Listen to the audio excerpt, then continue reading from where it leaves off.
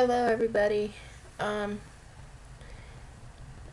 I just wanted to come on, and I guess it's more of a way for me to talk about things right now than it is. I'm kind of like I'm kind of feeling like really emotional lately because there's been a lot of stuff that's kind of going on, but I mean none of it is really bad or anything like that. I mean it's all in your perspective, I guess. Um, But for those that were like really that that knew that I was kind of like looking for housing and stuff, and I kind of alluded to the fact my last video that there's a chance that I might have found something. Well, that proved to be true. I did find something. It's an awesome opportunity, actually, and I'm really looking forward to it. And it's in an area where I'm familiar with. But the thing is moving from Northern California back down to Southern California, and but it's actually in the high desert of Southern California.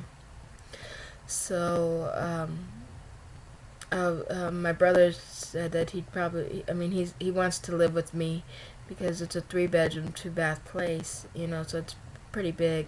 I'll have my place, I hit my room and everything, and then the the office, and then his room. So I'm not like really by myself or anything. But thing is I hate goodbyes. I don't know anybody who really does like them, but I've been kind of going over a lot of things that I've done up here in Northern California since I've been here for the last 2 years. And I mean, oh my gosh, things I never in a million years would have thought that I would be doing, I'm doing, or I've done. I never would have thought that I would have gone hiking to the top of a mountain, or a hill, or anything, or you're familiar with. I mean, most of you are familiar with the way the streets in San Francisco are, and kind of going up to Albany Hill, and using my cane instead of like a cane, I was using it like a one of those trekker poles kind of thing, but I did it, and but I didn't do it alone. It was always with somebody. I mean, and it wasn't just my victory. I shared the victory, and I willingly did so because I love to see people be happy that they did something. And I it's, it's hard for me. I mean, I never thought I would have gone out. I can't swim, let alone I went out and I kayaked across the bay to Angel Island. Went out of Sausalito Island, or Sausalito, got in a kayak and kayaked across the bay to Angel Island. Spent the night, went around in there, went on a trust walk and everything, and kayaked back. And not only that, I went cross country skiing. I never in a day of my life went cross country skiing, and I did it. I fell and I looked like a turtle on my back, but I did it. This was when we weren't sure what was causing my balance issues, but it turned out to be my multiple sclerosis. But they did have like a little, almost like a walker kind of thing, but it was on skis. That helped me some, but for the most part, I tried to do it on my own, and I did. I tried my first attempt. I did it on my own. you know. And yeah, I fell down, but I got right back up. I mean, I was so ecstatic. And then going to an amusement park and all the different things, going to a lighthouse hostel and spending the night there, and all these things. These are opportunities that opened up to me that just, I never thought that I could. I could never thought in a million years I'd be able to get on Bart. Bart scared the hell out of me. Hearing that train whooshing and afraid that it could jump the tracks. I mean, my mind, oh my goodness, my mind raced and played all sorts of scenarios in there. You know, I was petrified. I'd have anxiety attacks. I couldn't breathe. I'd hyperventilate. I'd get all antsy and couldn't sit still. I can't sit still now, but that's just me. But with help and friends and the support and everything, I overcame that. I overcame curbs, which seemed to me like mountains, trying to get off the curb and afraid I was gonna fall, trip and fall. I was all because prior to my coming up here, I was always tripping and falling on those little parking things. Those you have to drive up to. I was tripping and falling on that, wrenching my back and hurting myself and all that stuff. I was forever getting into trouble, but of course then I didn't have a cane. And then I started using my cane. And that opened up more doors. I'd never used to really like stairs. I mean, I'd go up and down stairs like a turtle. Or not even a turtle. I'd go down sideways. Like a sidewinder or something. But I'd be hugging on those the railings. I'd be holding on because I wasn't gonna fall. If I was gonna fall, I was just gonna go down one stair and that was it. I wasn't gonna let go. My hands were permanently, shaped like this because I was holding on so tight. Okay, my hands would be like dirty as heck when I get off of the stairs. But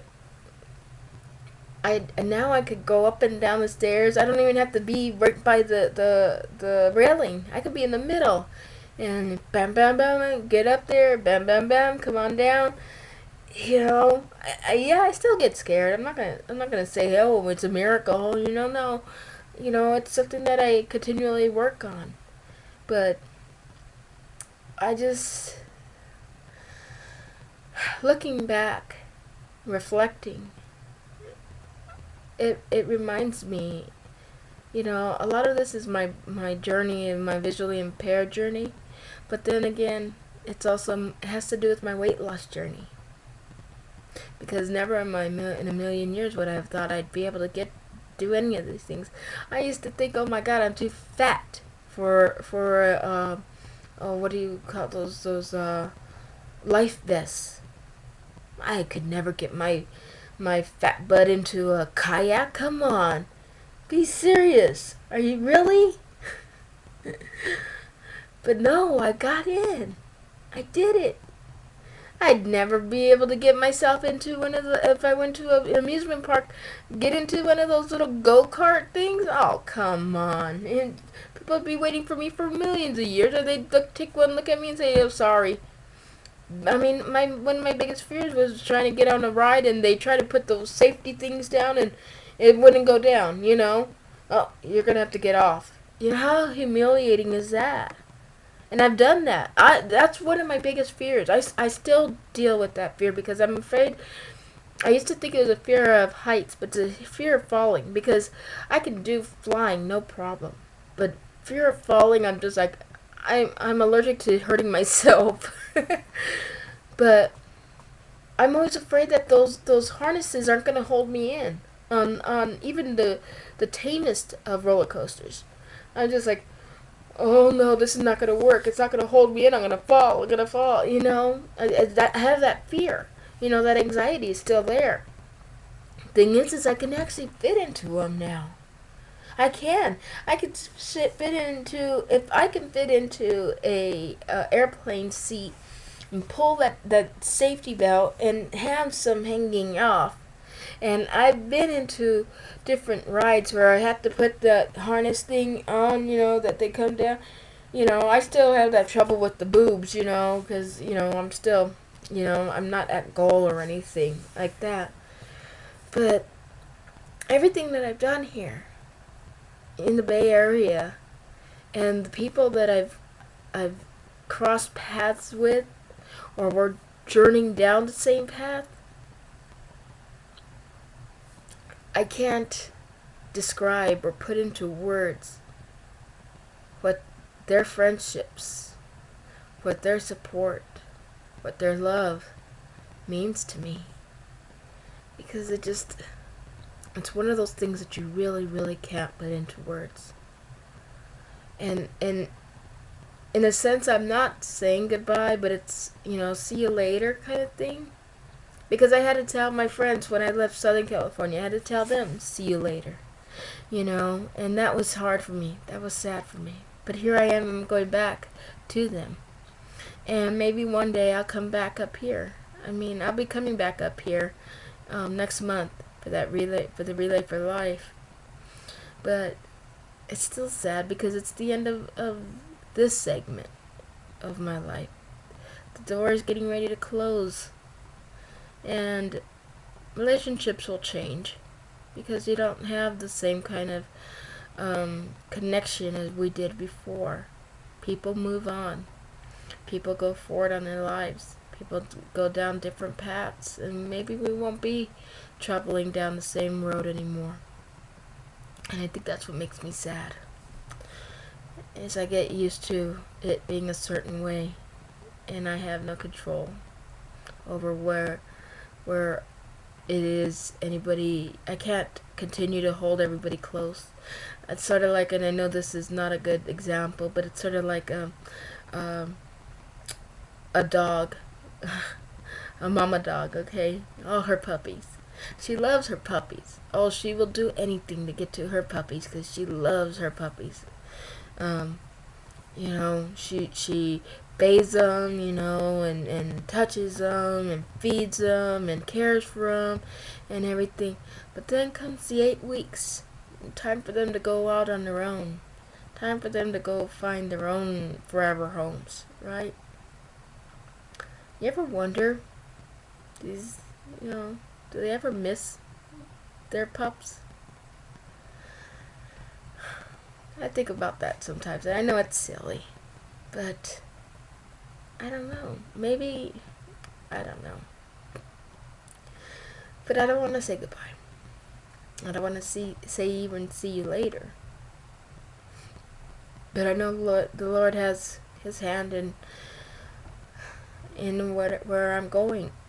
The Heavenly Father wouldn't put me where He didn't want me. I have the freedom of will. I have a free choice.